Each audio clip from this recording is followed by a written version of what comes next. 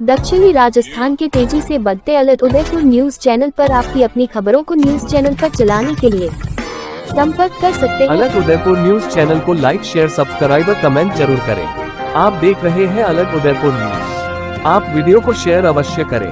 कृपया चैनल को like, share, subscribe और कमेंट जरूर करें।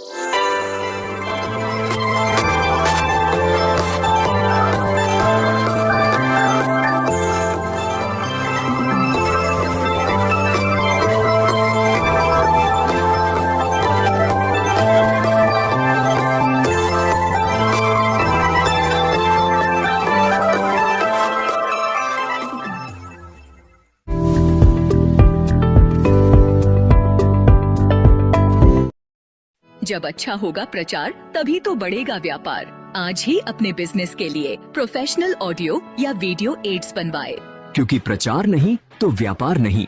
जल्दी नीचे दिए गए लिंक पर टेप करें और हमें व्हाट्सएप पर मैसेज करें। आपकी आवाज आप लगे थे तो समझ। नमस्कार, आइए आज हमारे साथ मौजूद है उदयपुर के जाने पहचाने छोगालाल जी कोई, जिनका कोई परिचय की वैसे जरूरत नहीं है, लेकिन क्योंकि ओबीसी मोर्चा भाजपा के सर जिला अध्यक्ष भी रहे हैं और मेवाड़ डे इनका आपका खुद का मीडिया नेटवर्क है सबसे बड़ा उदयपुर का। तो आज आपसे मिल रहे हैं, इसी सिलसिले में मिलते हैं क्योंकि चुनावी संगनाद हो चुका है। तो लग रहा है 17 तारीख से आचार संहिता भी लागू हो जाएगी। तो 6 बोर्ड भाजपा के बन चुके हैं, आप भी पार्षद रहे हैं, तो 7वें बोर्ड में आगे आप क्या मानते हैं, कितनी आपको ताकत लगानी पड़ेगी, उस बारे में थोड़ी जानकारी। बाबूलाल जी को नमस्कार। आपके न्यूज चैनल ने आज आकर मुझे भी अवसर दिया और इतनी खूबसूरत जगह उदयपुर की, तो कई सारे लोग सोच रहे होंगे कि ये कहाँ का सीन है, ये उदयपुर का ही है। तो बाबूलाल जी आपको नमस्कार। आप अभी यूं तो भली हम पार्टी से जुड़े हुए हैं, लेकिन है तो हम लोग न्यूज वाले। आप अभी कई वर्षों से मुझे मालूम है कि स्टार चैनल से जुड़े हुए थे। ये बहुत बड़ी बात है कि जब हम लोग ने नया नया चैनल स्टार्ट किए थे, मेवाड़ केबल ने मेवाड़ न्यूज चैनल, लेकिन सैटेलाइट चैनल का जो स्टार चैनल है, स्टार प्लस है, उसके भी आप डिस्ट्रीब्यूटर रहे, तो यानी कि आपको बहुत अच्छा अनुभव है। अब रही बात के हमें भारतीय जनता पार्टी के हैं हम लोग, भारतीय जनता पार्टी को उदयपुर में अपना 7वां बोर्ड बनाने में किसी तरह की कोई परेशानी नहीं आएगी, कारण के भारतीय जनता पार्टी के रेगुलर बोर्ड बन रहे हमारे 30 वर्षों से। 5 वर्ष का एक बोर्ड का कार्यकाल होता है। तो जब यहाँ बढ़ नहीं रहे हैं, उसके बाद में हमारी state government Bharatiya Janata party की, केंद्र में नरेंद्र जी मोदी, तो हर हर मोदी, तो जनता साथ है। मैं तो आपसे जनता ये पूछना चाहती है, 6 बोर्ड आप बना चुके हैं, 7वें बोर्ड जो बनेगा, 6 बोर्ड जो बने उसके कार्यकाल को आप 10 में से कितने मार्क्स देते हैं? 10 में 10 ही दो नहीं, 11 दो नहीं। कहीं खराबी की थी था बताओ ने, कहीं खराब की तो था बोलो आपने ये खराब किया। हमारे तो हर बोर्ड ने, प्रथम बोर्ड था किरण जी महेश्वरी का, आज से 30 बरस पहले वो बोर्ड बना किरण जी महेश्वरी का। फिर उसके बाद में बना सभापति युधिष्ठिर जी कुमावत, फिर बने सभापति रविंद्र जी श्रीमाली, फिर उसके बाद में सभापति बने हमारे वो क्या नाम है रजनी जी डांगी, फिर बनी ये चंद्र सिंह जी कोटरी और गोविंद सिंह जी टाच। सब बढ़िया से बढ़िया काम किया यार 6 सभापति ने, तो आप टेंशन मत लो। मैं तो आपसे जानना चाहती हूँ आम जनता उदयपुर की, कि भाजपा के जो पूर्व पार्षद है आप भी रहे हैं, उन्हीं को मौका दिया जाए या नया जैन जी चल रहा है तो नया युवा वर्ग को भी आगे लाना चाहिए? नहीं, युवा ही है हम तो, मैं खुद ही युवा हूँ। अभी तो देखो नहीं यार, काली वाली दाढ़ी कर रखी है, बाल काली कर रखी है ना। एक्सपीरियंस होल्डर जवान आवे तो हमें थोड़ी दिक्कत है क्या यार। सब जवान भी आने चाहिए, बूढ़े भी आने चाहिए, सब उम्र के आने चाहिए। कारण के उदयपुर के अंदर वार्ड हो गए बाबूलाल जी 80 वार्ड को किसी भी पार्टी को चुनाव जीतने के लिए, चाहे बीजेपी हो चाहे कांग्रेस हो, हर पार्टी 80 वार्डों में अपने अपने प्रत्याशी खड़ा करेगी। तो हर व्यक्ति एक्सपीरियंस होल्डर भी उसमें लाएगा बोर्ड चलाने के लिए, जनता से जुड़ने के लिए। जाति समाज का समीकरण भी बिठाएगा कि हम ओबीसी को लावे, कि ब्राह्मण को लावे, जैन को लावे, हरिजन को लावे, एससी को लावे, एसटी को लावे। तो ये सारे समीकरण बिठाकर वार्ड का पार्षद का चुनाव होगा और प्रत्येक पार्टी, ये पूरा एक 80 वार्डों का जो कनुबा बढ़ेगा ना, तो प्रत्येक समाज के लोग 80 पार्षद चुनकर इस उदयपुर में नगर निगम में आएंगे। तो ऐसा है तो हम जीतेंगे बीजेपी वाले। तो वैसा आप जैसे कह रहे जीतेंगे, आप कह सकते जाति समीकरण तो बिल्कुल बैठाना ही पड़ेगा, लेकिन कोई व्यक्तिगत प्रभाव भी होता है, तो व्यक्तिगत प्रभाव के हिसाब से टिकट मिलेंगे या संगठन सर्वोपरि, संगठन के प्रति निष्ठावान होंगे उनको मिलेंगे? आप क्या सोचते हैं? बाबूलाल जी भाई साहब, भारतीय जनता पार्टी तो संगठन तय करता है। यहाँ के जिलाध्यक्ष, यहाँ के एमएलए, यहाँ के सांसद, यहाँ के जो भी कर्ता धर्ता है, उनके साथ मीटिंगें होगी। और मैं आपको जानकारी के लिए बता दूं कि पिछले 1 महीने से निरंतर हमारे जो भी मंडल है 6, 7, 8, वो मंडल भारतीय जनता पार्टी के मंडल वाइज मीटिंगें चल रही है, मंडल अध्यक्ष के साथ, वार्ड अध्यक्ष के साथ, हर एक प्रत्येक मोर्चों के साथ। तो पार्टी अपना कार्यक्रम कर रही है। जैसे कि अभी अभी आपको पता चला होगा कि इस निगम के और नगर परिषद के चुनाव के लिए संभाग के जो हमारे लीडर बनाए हैं, जो प्रभारी बनाए हैं, राजेंद्र सिंह जी राठौड़ जयपुर से आ चुके हैं, वो मीटिंगें ले चुके हैं। तो यानी कि कारण ये हो रहा है कि सब काम चल रहा है। तो भाई साहब, सब काम चल रहा है। आपसे ये भी जानना चाहता है, भाजपा के सामने अन्य कांग्रेस और अन्य दल बहुत सारे हैं, वो कितनी चुनौती पेश करेंगे, उसके बारे में कुछ जानकारी? चुनौती कोई पेश करो नहीं यार, आ जाओ, हिम्मत है तो लड़ो तुम। कांग्रेस तो अपना पार्टी है, कांग्रेस तो यार इंटरनेशनल बहुत पुरानी पार्टी है। कांग्रेस तो बहुत पुरानी पार्टी है, लेकिन कांग्रेस भारत में भी बिखर चुकी है। राहुल जी गांधी है, सब जानते हैं कि कैसे बातें करते हैं, सबसे कैसे हर कहीं खड़े, वो एक अपनी अपनी स्टाइल होती है यार। वैसा बात करने में आपकी भी स्टाइल सबको पसंद है, जो आपका मेवाड़ चैनल है, मेवाड़ स्टाइल है, सबसे हंस मिल के आप रहते हैं, याराना निभाते हैं यार, वो सब कुछ जिंदा दिल का नाम है, मुर्दे दिल का खाक दिए जाते हैं, वो आपसे लोग बात सीखते हैं। तो हम ये जानना चाहते हैं, आप पार्षद रह गए, आपने एक लगभग उम्र भी अच्छी पार की है, जो पद मिला। भाभी जी हमारे हंसा जी माली, जो आपके मिसेज है, उनको प्रणाम करता हूँ, एक्चुअली वो भी जिला के उपाध्यक्ष हैं। तो अगर ओबीसी का जैसे महापौर की सीट तो पहले आ चुकी पुरुष की, महिला की आई, तो क्या आप उनको उम्मीदवार मानते हैं? एक बात बताओ बाबूलाल जी, भारतीय जनता पार्टी है, भारतीय जनता पार्टी का प्रत्येक काम संगठन के आदेश से और संगठन के नीति नियम से चलता है। संगठन जो तय करेगी। अब आपने मेरी पत्नी हंसा माली का नाम लिया, तो खुद की पत्नी किसको बुरी लगती है? लोगों को तो दूसरों की औरतें भी जब अच्छी लगती है, तो हंसा माली तो मेरी पत्नी है यार।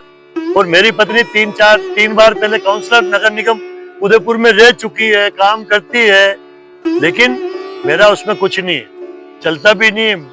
उदयपुर में बहुत बड़ा भारतीय जनता पार्टी में कार्यकर्ता और जो संगठन होता है वही तय करता है। तुम जेक लगा के आओगे, संगठन नहीं चाहेगा तो हार जाओगे। जेक वाइक वाले ये भारतीय जनता पार्टी में नहीं चलता। संगठन सर्वोपरि, इंग्लिश में कहते हैं, हिंदी में कहते हैं संगठन सर्वोपरि। हमारे मनसागिरी अब समझते हैं, तो पहली बात तो आपको इस लोकतंत्र के 5 वर्षीय महामहोत्सव की बहुत बहुत बधाई देता हूँ कि ये बहुत एक अच्छा उत्सव हम लोग मनाने जा रहे हैं स्वतंत्र भारत में। और स्वतंत्र भारत के अंदर ऐसे उत्सवों का होना बहुत अच्छा, क्योंकि यहाँ कलम, कानून और सत्ता तीनों को अपने पक्ष रखने का एक अपना मंच मिलता है, या कह सकते हैं अपने मनपसंद नेता, द्वंद्व प्रतिद्वंद दोनों को लाने और देखने का, समझने का एक अवसर मिलता है। ये एक बहुत हमारे भारत की एक अच्छी, खूबसूरत और संवैधानिक प्रक्रिया है। तो इस प्रक्रिया में सबसे पहले मैं आपका बहुत बहुत बधाई देता हूं कि आप इस प्रक्रिया के भाग रहे हैं और रह रहे हैं और रहते रहेंगे, ऐसी हम अपेक्षा करते हैं। तो सबसे पहला मेरा प्रश्न ये है, आपसे मैं ये जानना चाहूंगा कि जनता के प्रति जवाबदेही किसकी होती है, पक्ष की या विपक्ष की? जनता प्रति तो यार देखो, सत्ताधारी या बिना सत्ता वाले, जवाबदेही किसकी? सत्ताधारी की जवाबदेही ज्यादा रहती है, कारण कि जनता ने उसको वोट दिया और वो चुनाव में जीता, तो ज्यादा जिम्मेदारी तो जो जीत कर आया है, जो सत्ता में है, चाहे वो विधायक हो, पार्षद हो या सांसद हो, जिसकी सत्ता है उसकी जिम्मेदारी ज्यादा है। और प्रतिपक्ष भी अपनी जिम्मेदारी होती है, क्योंकि मान लो जो सत्ताधारी कोई गलत करता है, जनता के भी समझ में नहीं आ रहा और विपक्ष में समझ में नहीं आ रहा है, तो वो लोग आवाज उठाने के पूरे हकदार है, विरोध करते हैं और विरोध करना चाहिए, करना लोकतंत्र भी की चाहिए। खूबसूरती के लिए बहुत जरूरी है। विपक्ष होता किसके लिए? अगर हम गलत हैं तो हमको बताओ। अच्छा, एक हिंदी में बहुत पुरानी कहावत है कि माली कभी अपने बेर खट्टे नहीं बताता है। आप इस कहावत से कहाँ तक सहमत है?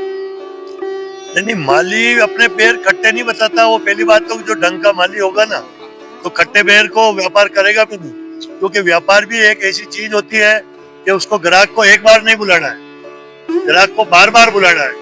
अगर एक बार मैं मान लो एक टोपला भरकर माली हूँ मैं खुद ही और बेर बेच रहा हूँ, खट्टा हो गया तो ग्राहक दूसरी बार नहीं आएगा। अभी आपने जब बाबूलाल जी ने प्रश्न किया कि हम 7वीं बार भी बोर्ड बनाएंगे और उन्होंने पूछा कि आप कितने नंबर देंगे, तो आपने कहा 10 में से 11 तो ये कहावत कहीं ना कहीं आप पर लागू हो रही है। तो अब उदयपुर की जनता की ओर से मैं ये पूछना चाहता हूँ कि मैं आपको वोट क्यों दूं? आपको इसलिए देना चाहिए कि भारतीय जनता पार्टी एक राष्ट्रीय पार्टी है और ये राष्ट्रीय तो कांग्रेस भी है, सीपीआई भी है, सपा भी है, आरजेडी भी है, अन्य भी है, राष्ट्रीय पार्टी तो सब है। आप किसी को कह ही नहीं सकते कि राष्ट्रीय पार्टी नहीं है। चलो थोड़ी ये बात सही है कि सभी राष्ट्रीय पार्टी है। हाँ।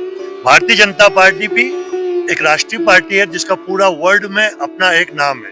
जब हमारे भारतीय जनता पार्टी के सरकार केंद्र में है, माननीय नरेंद्र जी मोदी वहाँ के, मेरा प्रश्न है कि मैं आपको वोट क्यों दूं? तो वो आ रहा हूँ ना, मैं इसीलिए तो कह रहा हूँ यार कि नहीं, ये निकाय चुनाव है, अभी राष्ट्र के नहीं है, तो हम निकाय के चुनावों पे बात कर रहे हैं, निगम के पंचायती चुनाव पे बात तो कर रहे हैं। जो मैंने बाबूलाल जी को भी बताया, उदयपुर की जनता क्यों आपको वोट? हाँ, तो इसलिए देख के जो हमारे यहाँ से 30 साल पहले या 32 साल पहले जो प्रथम बोर्ड बना था, कांग्रेस ने तो चुनाव ही बंद कर रखे थे। न तो पंचायत के चुनाव होते थे कांग्रेस के राज में और न नगर निगम के चुनाव होते थे।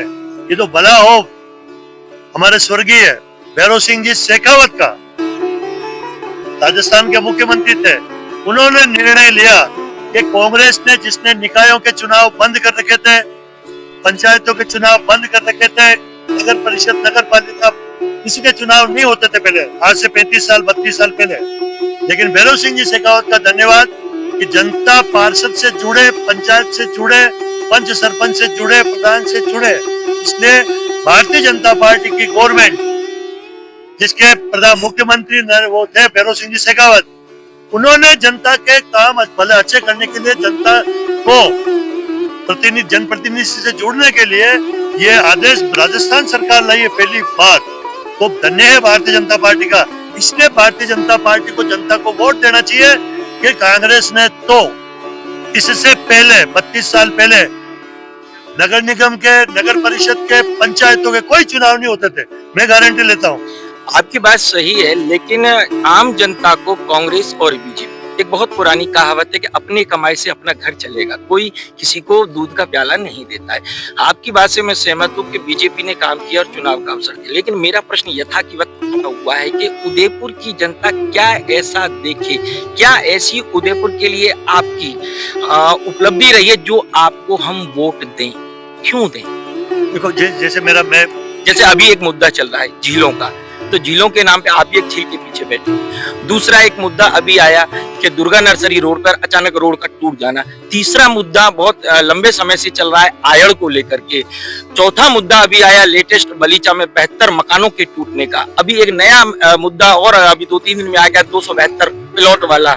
ऐसे कई सारे मुद्दे हैं। ऐसे मुद्दों को जब जनता अगर तराजू में पक्ष और विपक्ष में तोले तो वहां प्रश्न खड़ा होता है अपने आप में कि हम आपको वोट क्यों दें। तो ऐसी हमें पिछले 6 बोर्डों की बजाय हमें आप जो अभी ये बोर्ड निकल के गए, इस बोर्ड की ऐसी कोई उपलब्धि बताओ जिसके आधार पर जनता कांग्रेस बीजेपी ना देखते हुए, बहुत स्पष्ट शब्दों में, किसी दल को न देखते हुए अपना हित या विकास देखते हुए आपको वोट। देखो ऐसा कि जैसे कि आपने तो एक तो वो प्लॉटों वाला मामला बताया कि ऐसा भ्रष्टाचार हुआ, ये फर्जी जो सरकारी प्लॉट थे उसको भी किसी को दे दी, वही बात कहना चाह रहे हो ना आप? नहीं, मैं नहीं कहना चाह रहा, जनता कह रही है। जनता कह रही है, अखबारों में भी छप रहा है, लेकिन अखबारों में ये भी छप रहा है कि जो हमारा बोर्ड था गोविंद सिंह जी टांग जिसके महापौर थे, उस समय भी ये आवाज हमारे बोर्ड में उठी कि ये प्लॉट कहाँ है, ये फर्जीवाड़ा कहाँ हुआ है।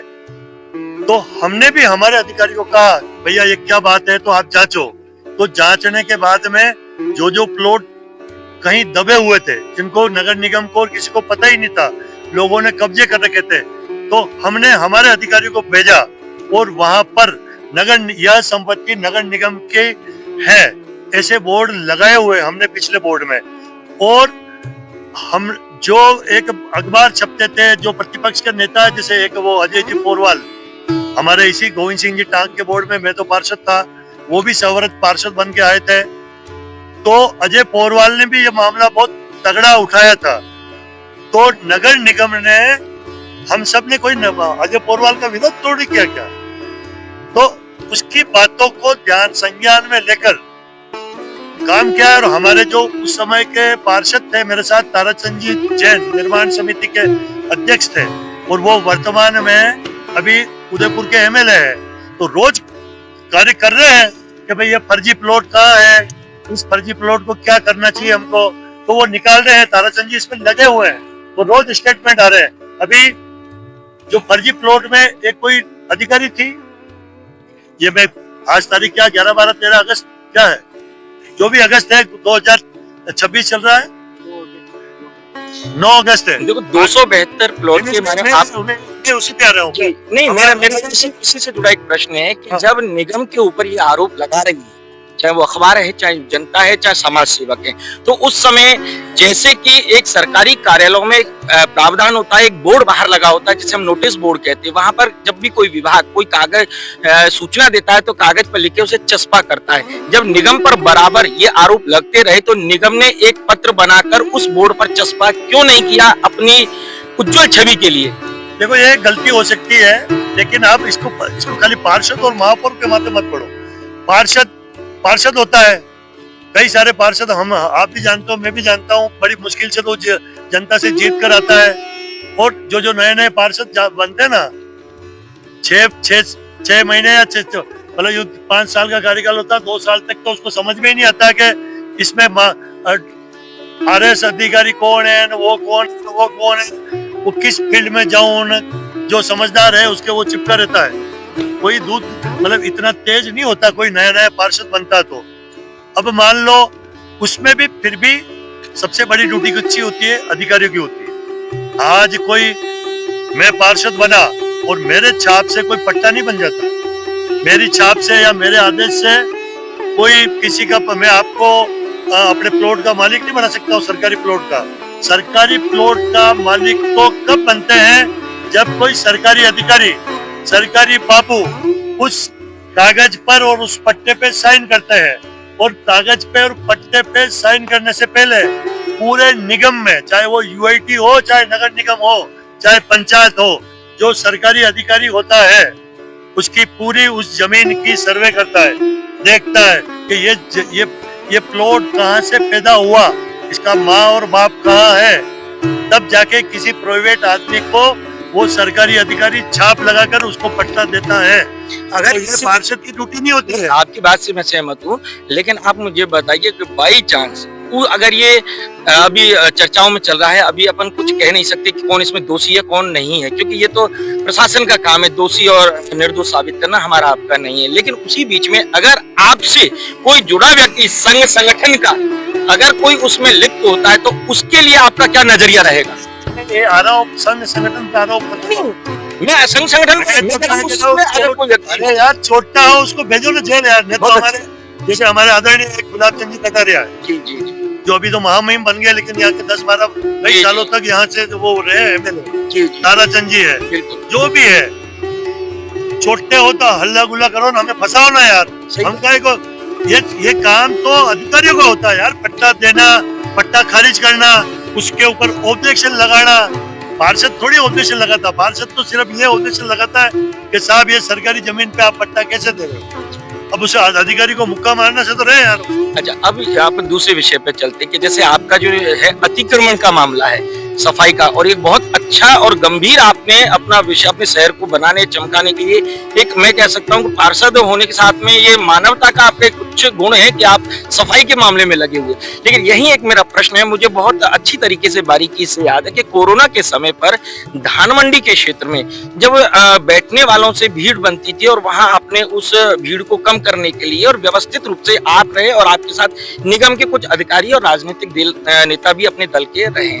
तो अब मेरा प्रश्न यहाँ से शुरू होता है कि छोगालाल जी अतिक्रमण की व्यवस्था को लेकर इतने गंभीर हैं, तो धान मंडी में सब्जी बेचने वालों को जब हटाने के लिए खड़े हुए तो उसी बीच उसी एरिया दिल्ली गेट पर एक निजी होटल के सामने लगने वाले ट्रैफिक या जाम को हटाने में नजर क्यों नहीं आते?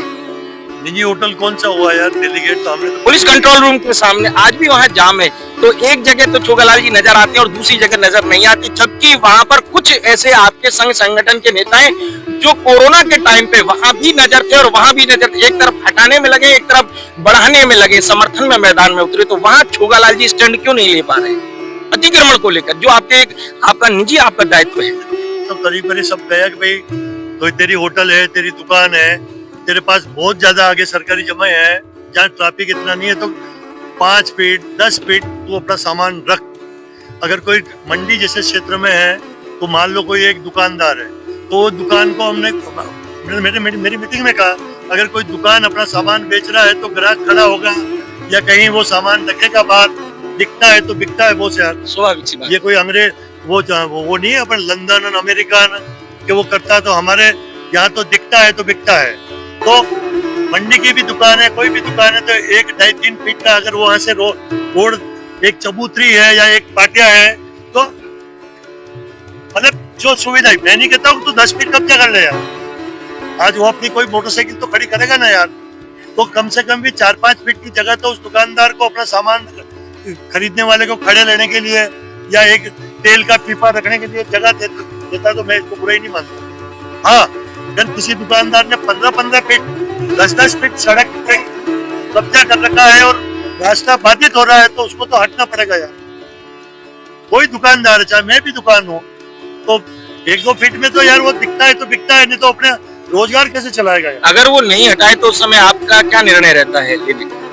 उठा के ले जाते हैं, लगे हमको, कई बार लगे हमको। तो दिल्ली गेट कंट्रोल रूम के सामने जो जाम लगा रहता है, जिसमें आए दिन बच्चों को हमने गिरते देखा है उस जाम में, निजी होटलों के सामने, तो वहां आप अपना प्रयोग नहीं कर रहे। जैसे आपने कोविड के टाइम पे पुलिस बल को बुला करके उन मजदूरों को हटाने की कोशिश की, ऐसे आपने वहाँ कोशिश क्यों नहीं की? आपकी पार्टी, आपके संगठन के नेताओं ने क्यों नहीं कोशिश की? वो हर जगह कर लेते हैं बहुत से यार। मान लो जिसे होटल वाले कौन से एक तो जैसे कोई बावर्ची हो गया, पिता हो गया। आपने जैसे होटल बावर्ची का नाम लिया, इसको मान लेते हैं। हम इसी होटल को मान लेते हैं। आप तो यही कहना चाहते हो? मैं नहीं कह रहा हूँ, आपने होटल का नाम लिया है, तो आप जो कह रहे हैं अपन इसी को मान लेते हैं, इसी के सामने। वो भी अपनी कोशिश तो करते हैं, जो उसने अपना गार्ड खड़ा कर रखा है, वो कहता है कि भाई यहाँ से कार तो हटा ले। अब उसके सामने बहुत बड़ा माल तो फालतू का चौक है। लेकिन अब मुझे पुरानी चुनावी मैंने जब माहौल है ये तो खैर, उससे पहले मैंने एक न्यूज में बहुत चली थी कि आपके ही निगम बोर्ड के और पदाधिकारी ने और वहां पर उस होटल को बचाने के लिए प्रदर्शन और मतलब अपना शक्ति बल प्रयोग दिखाया था, और एक कमर्शियल एक्टिविटी उन्होंने कि भाई यहाँ पे होनी चाहिए, उस होटल को बचाने के लिए उतरे थे, और वही व्यक्ति धान मंडी के मजदूरों को हटने में लगे थे। तो ऐसा दो नजरिए क्यों? ऐसा हमारे यहाँ तो कोई भी नहीं, मैंने तो ऐसा आदमी देखा ही नहीं। अच्छा, आपको नजर नहीं आता? कौन? बताओ ना, या तो नाम बताओ तो मैं कितना ये छोड़ता है। मैं अपने आप को कोशिश करूँ, बहुत बोर है यार। जब आपने कह दिया कि एक तो वहाँ तो बचा रहा है, यहाँ नहीं बचा रहा था, तो उसको नाम लोग ऐसा है कौन है? जी, ये तो आपका विषय ना, आपको देखना आपके संगठन में। मैं 24 घंटे पे मैं क्या देखूं? मैं तो कह रहा हूँ कि अतिक्रमण नहीं होना चाहिए। निगम काम करता है, निगम के अधिकारी तोड़ते हैं, और जितना अतिक्रमण किसी भी बोर्ड ने नहीं हटाया उतना हमने हटाया। मैं तो खुद मेरे रेलवे स्टेशन के सामने भी मैंने कई सारे को नोटिस दिया, सड़क चौड़ी करवाई है। तो आप ये आरोप मत लगाओगे एक जगह। आरोप नहीं, मेरा सवाल है, आरोप नहीं कह सकता। आपका सवाल होगा, सवाल है। आप तो मेरे से बात करो कि मैंने अगर जनता हूँ, और आप अभी आपने कहा था कि सत्ताधारी का ही फर्ज है जवाब देने का, तो आप जवाब इस तरह से किसी होटल को जाके खड़े करके बताया हो तो मेरे को बताओ। मैंने कहीं जाके किसी अधिकारी को नहीं कहा तो इसको बचाओ, या आपने देखा हो तो मेरे पे आरोप लगाओ, मैं जवाब दूंगा। मैं तो जहाँ काम अच्छा होता है, जहाँ अतिक्रमण है, सबसे पहले तो मैं खुद सोचता हूँ यार। तो मेरा नजरिया बहुत तेज है उदयपुर शहर के। मैं कई सारी बातें सब लोगों से मैं करता रहता हूँ। अच्छा, एक मेरा आपसे पर्सनल सवाल है कि अगर एक समय आने पर आप संगठन या पार्टी से छोड़ते हैं, या पार्टी किसी कारणवश आपको अगर छोड़ती है और आपकी राजनीति में रुचि होती है, तो आप क्या विकल्प रखते हैं? पहली बात तो पार्टी मुझे क्यों छोड़ा है?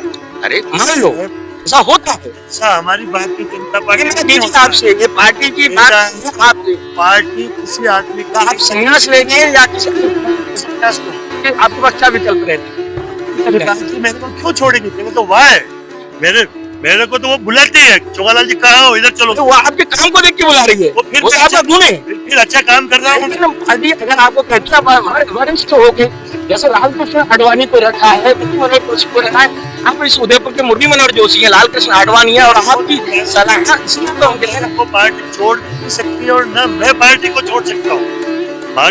मैं जंक्शन के जमाने का हूँ, भारतीय जनता पार्टी का हूँ। जंक्शन जब टूट गई थी, जंक्शन तो खत्म हो गई थी, राजनीतिक पार्टी थी हमारे एक संघ की। उसके बाद में जंक्शन को तोड़ के हम लोगों ने जनता दल बनाया था। जनता दल भी नहीं चली, 2-2.5 साल चली होगी, तो हमने जनता दल में भी काम किया हुआ यार। तो फिर भारतीय जनता पार्टी बनी तो हम उसमें काम कर रहे हैं।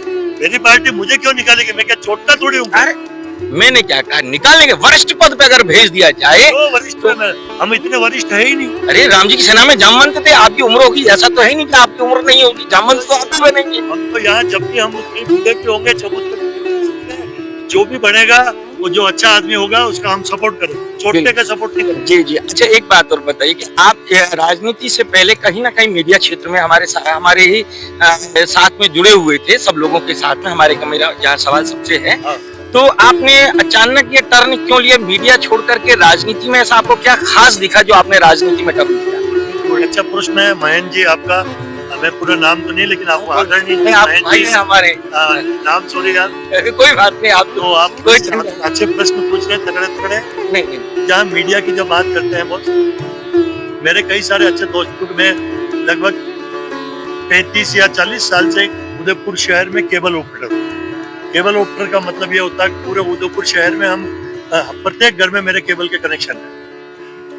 तो हम भी देखते थे और फिर समाचार पढ़ते हैं, अखबार पढ़ते हैं, न्यूज वाले को देखते हैं, एंकरिंग वाले को देखते हैं, दिल्ली दूरदर्शन वाले को देखते थे कि हमारे उदयपुर दूरदर्शन वाला भी आता था। तो मैंने कहा यार ये ठीक है, वीडियो कैमरा लेके वो शादी ब्याह वाला, उसमें वो टूटा घुसेड़ के इंटरव्यू लेता था दूरदर्शन वाला। तो मैंने कहा फिर शादी ब्याह के कैमरा देखे, तो मैंने भी देखा यार कि ये तो यार अपन भी कर सकते हैं यार। तो 2-3 पत्रकार मेरे वरिष्ठ थे, जैसे कई लोगों के वरिष्ठ थे, आदरणीय सुरेश जी गोयल साहब, प्रातःकाल अखबार के ओनर है, बहुत बड़े संपादक है।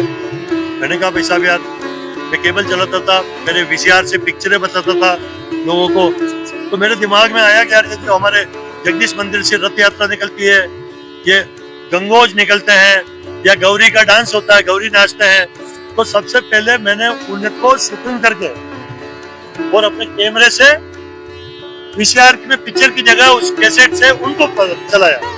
उसको चलाया तो लोगों को मजा आ गया कि यार ये क्या है। तो मैं खुद नई चीज मिली लोगों को, मैं खुद शूटिंग करता था, मेरा अपना एंगल होता था, तो लोगों को ये लगा। फिर मैंने भी लोगों के इंटरव्यूज लिए, कई लोगों के दरबार के लिए, ये पूरा उदयपुर पुराना जानता मुझे। जी जी। तो फिर मैंने अपना मेवाड़ न्यूज चैनल रखा 30 साल पहले, ये आज भी है।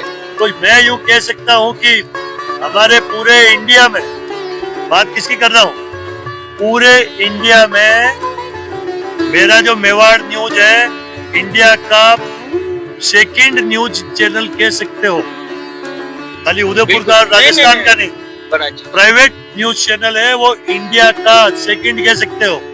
फर्स्ट इंडिया का न्यूज चैनल है दूरदर्शन न्यूज, जो 50-60-100 से देख रहे हैं। उसके बाद में 35-40 साल पहले न्यूज चैनल आया जो जिसको प्राइवेट न्यूज चैनल कहते हैं, वो है ETV। वो ETV न्यूज, ETV राजस्थान चलता था, ETV बंगला चलता था। उसके बाद पूरे इंडिया में ETV न्यूज चलते थे। उनको देखकर मैंने भी अपना मेवाड़ न्यूज चैनल बनाया। तो सेकंड प्राइवेट न्यूज चैनल आप चोगालाल भोई को कह सकते हो। और मैंने कई सारी उदयपुर की समस्या को उठाई, नेताओं से पूछता था सवाल, नेताओं से पूछता तो उनकी भी आंखें खुलती थी कि अरे आदमी पूछ रहा है। 4-5 बार पूछा, नहीं ठीक किया, तो 5वीं बार किसी कांग्रेस वाले को बुलाता था कि मैंने उधर से गुलाब जी से पूछा यार उन्होंने नहीं किया, आप क्या कहना चाहेंगे, तो वो भी आवाज उठाते थे। फिर जो सत्ता में होता है गुलाब जी कटरिया, वो काम करवाते थे।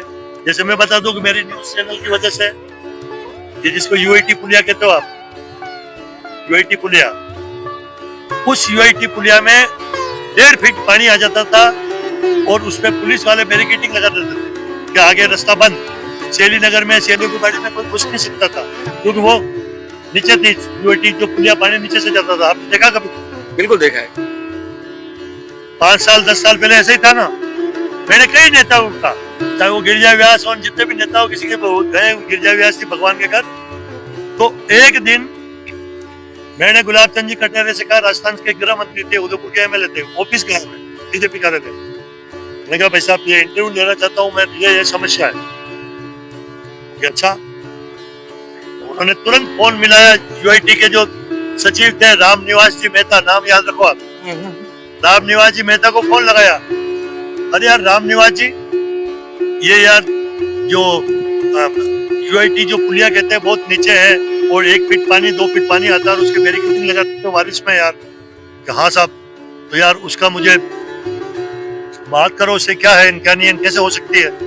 तो राम निवासी मेहता सचिव ने 3 मिनट 5 मिनट बाद वापिस गुलाब जी को पेन पे, मैं वहीं बैठा था, आदरणीय भाई साहब ये तो सिंचाई विभाग में आती है, ये जो पूरा नाला आता है ना वो हमारी यूआईटी में नहीं आता है, सिंचाई विभाग में आता है। तो गुलाब चंद जी कटारे ने कहा अरे यार राम निवास जी हम क्या खरीद रहे और बेच थोड़ी रहे क्या यार, इसके ऊपर आप पुलिया बना दो, सिंचाई विभाग से क्या करना है जो वो मेरे को बताओ, मैं भी तो गृह मंत्री हूँ, यहाँ का एमएलए हूँ। आप इसको तुरंत इसको अपना एस्टीमेट बनाकर इसको ऊंची करो। मेरा प्रश्न ये है कि मीडिया छोड़ के आप राजनीति में क्यों आए? मैं बता रहा हूँ ना यार, जब मैंने सोचा कि यार मेरे कहने से कोई काम नहीं हुआ तो राजनेताओं के कहने से ये काम हो रहा है। हमारे आदरणीय गुलाब जी ने राम निवास जी मेहता सचिव को कहा और राम निवास जी मेहता सचिव ने उसका पूरा डीपीआर बनाया, उस पुलिया का बहुत अच्छी बनाई, जिसके ऊपर अब हम रोज जा रहे हैं। कितनी ही बारिश आवे, चाहे स्वरूप सागर का नाला खुले चाहे फतेह सागर का नाला खुले, कभी कोई जाम नहीं लगता, लोग उसके ऊपर से देखते हैं। तो वो किसकी देन है? छोगालाल भोई की। मैंने मान लो मैं न्यूज में था, ये डिवाइडिंग मशीन जिसे कचरा साफ कर रही है, वो मैंने यहाँ के झील प्राधिकरण के अध्यक्ष थे, कलेक्टर और यहाँ के महामहिम जो एक मुख्य न्यायाधीश होते हैं उदयपुर के, वो होते हैं यहाँ।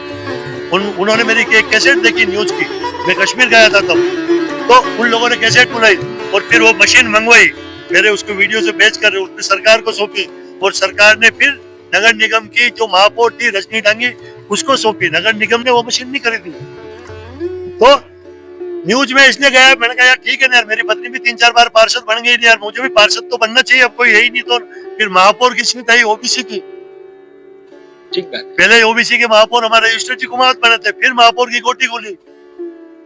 मैंने कहा अपन भी ट्राई करते हैं यार, काबिल तो है, काम तो आता है। तो महापौर की गोटी खोली, तो पार्षद का टिकट मांगा, पार्टी ने टिकट दे दिया। लेकिन जो मेरे से ज्यादा सीनियर थे टाक साहब गोविंद सिंह जी, उनको महापौर का टिकट मिला, हमने उनके साथ बहुत बढ़िया काम किया। ये है पत्रकार से हम राजनीतिक में घुस गए। राजनीतिक में होते तो हमें पत्रकार जितने भी होते हैं, चाहे आप हो मैं हूँ, आप भी मेरे से न्यूज पूछ रहे हो तो आपको कुछ जानकारी है तब आप मेरे से सवाल पूछ रहे हो। तो एक नेता से ज्यादा जानकारी मैं समझता हूँ पत्रकार को होती है और दोनों पार्टियों की उसको जानकारी होती है। तो पत्रकार से राजनेता बनना कोई गुनाह नहीं है। लाल कृष्ण जी अडवाणी जिनका नाम लिया, वो भी पत्रकार थे, फिल्मी दुनिया की पत्रिका बॉम्बे में निकालते थे, पता करना। नहीं, जुर्मान मैंने ये नहीं कहा कि जोर में, मेरा तो माननीय अटल बिहारी वाजपेयी जो हमारे प्रधानमंत्री, और एक मैं कह सकता हूँ भारत को शायद ऐसा प्रधानमंत्री मिलना अब बहुत कठिन है। मैं उनसे बहुत ज्यादा इंस्पायर हूँ, या कह सकता हूँ मैं उनको बहुत ज्यादा फॉलो करता हूँ, इसमें कोई दोहराई, क्योंकि वो कवि भी थे और पत्रकार थे। पत्रकारिता से अगर राजनीति में आते हैं तो एक अच्छी बात है, क्योंकि हर व्यक्ति, आपने बहुत प्यारी बात कही कि उसे ज्यादा नॉलेज होता है। और मैं अपने व्यूअर्स और दर्शकों से एक बात कहना चाहता हूँ, इस इंटरव्यू में खास बात हमारे छोगालाल जी ने बोली, आपको भी वो बहुत बारीकी से अपने दिल और दिमाग में बिठा लेना चाहिए। छोगालाल जी भाई साहब ने स्वामी विवेकानंद की उस लाइन को कह दिया है, उस सत्य को कह दिया है जो हमें बहुत बारीकी से समझना है। स्वामी विवेकानंद ने कहा था कि अगर आप राष्ट्र का उत्थान चाहते हैं तो युवाओं को आगे बढ़ना चाहिए। तो छोगालाल जी ने पत्रकारिता के साथ जब राजनीति में बढ़े तो स्वामी विवेकानंद जी की उस बात को सत्य कर दिया कि नहीं, राष्ट्र का उत्थान माना। कि अभी हम उदयपुर पे हैं और हम तो कामना करते हैं कि छोगालाल जी भाई साहब के नाम की लॉटरी खुले और निगम के महापौर बने, क्योंकि ऐसा बेबाक बोलने वाला शायद ही आपको मिलेगा। एक बात और मैं आपको कहना चाहूंगा, मैं तो ओबीसी से हूँ और छोगालाल के नाम की कोई गोटी नहीं खुलेगी। और इस बार ओबीसी पुरुष का भी चांस, ओबीसी जनरल का चांस नहीं है, कारण कि नहीं छोगला जी, मैं इसलिए कह रहा हूँ कि हम लोग उदयपुर के बहुत सारे लोगों से मिले तो आपका जो काम करने का बेबाकी अंदाज है उससे लेकर के बहुत लोग संतुष्ट हैं। ये ऐसा नहीं कि मैं आपके सामने बैठ के आपकी कोई बड़ा नहीं, क्योंकि मैं 2006 से इस मेवाड़ में हूँ और मैं यहाँ ईश्वरी कृपा से जमीन कच्ची बस्तियों से लेकर गांव, दूर दराज, मंगरे, पहाड़ सब में जुड़ा हुआ व्यक्ति हूँ। करीब आज की तारीख में मेवाड़ में मुझे 15 से 16 हजार लोग बाई फेस और बाई नेम में जानते हैं। तो उन सबकी एक जो कह सकता हूँ फीडबैक है, उनकी चाहना है, उनकी एक इच्छा है कि नहीं ये व्यक्ति कुछ कर सकता है, एक उम्मीद है। तो उस उम्मीद के लिए हम लोग तो प्रार्थना ही कर सकते हैं कि ईश्वर आपको एक अवसर दे और मेवाड़ को एक आप जैसा होनहार बेबाकी धड़ाके से, जिसको बोलते देख धड़क के साथ टाल ठोक कर खड़ा होने वाला और वो व्यक्ति जो जमीन से चल करके, आपका सबसे बड़ा गुण क्या है, जमीन से चल करके लोगों की बातें आपने सुनी है, पत्रकारिता का जो धर्म है, लोगों के दर्द को आपने जाना है। और सही मायने में राजनीति नेता वही बन सकता है जो लोगों के अंदर बैठना और उनके दर्द को जानता है। रईसी खानदान सोने की कटोरी में और चांदी की चम्मच पे हीरे लगे हुए नेता अगर आ रहे हैं तो उस जनता के दर्द को नहीं जानते जो छोगालाल जी जानते हैं। ये लोगों का मानना है, ये लोगों का मान, मेरा नहीं है, ये उदयपुर की जनता का मानना है।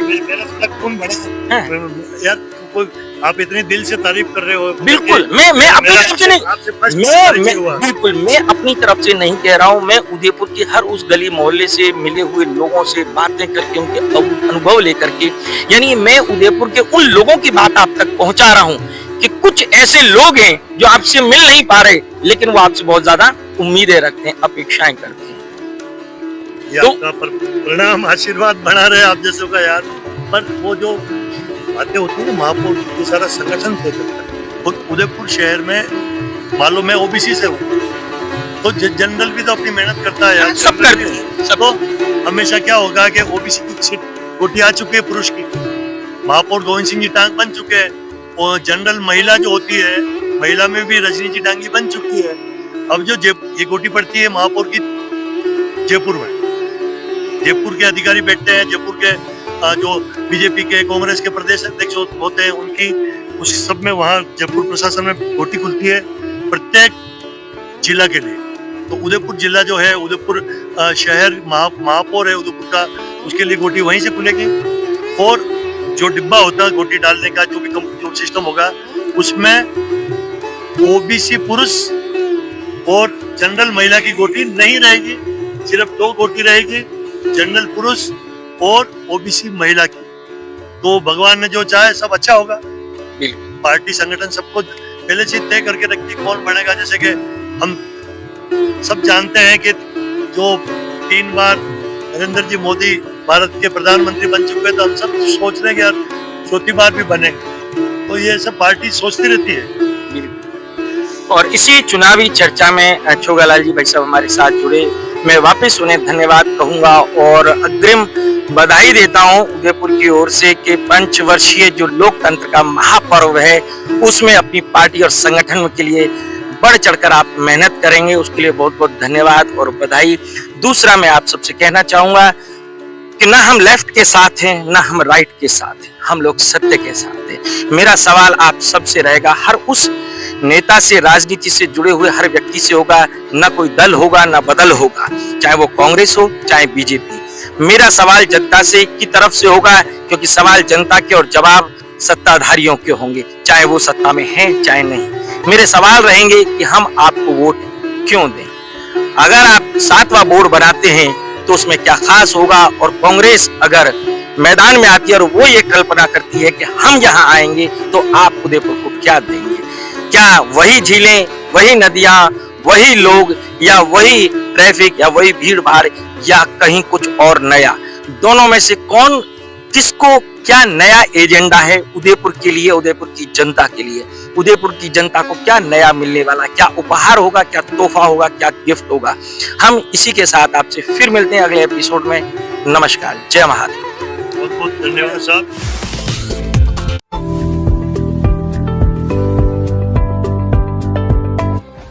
जब अच्छा होगा प्रचार तभी तो बढ़ेगा व्यापार। आज ही अपने बिजनेस के लिए प्रोफेशनल ऑडियो या वीडियो एड्स बनवाए। क्योंकि प्रचार नहीं तो व्यापार नहीं। जल्दी नीचे दिए गए लिंक पर टैप करें और हमें व्हाट्सएप पर मैसेज करें।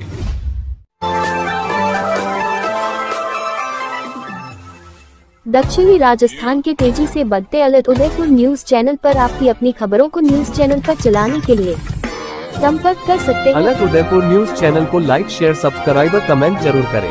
आप देख रहे हैं अलर्ट उदयपुर न्यूज। आप वीडियो को शेयर अवश्य करें। कृपया चैनल को लाइक शेयर सब्सक्राइब और कमेंट जरूर करें।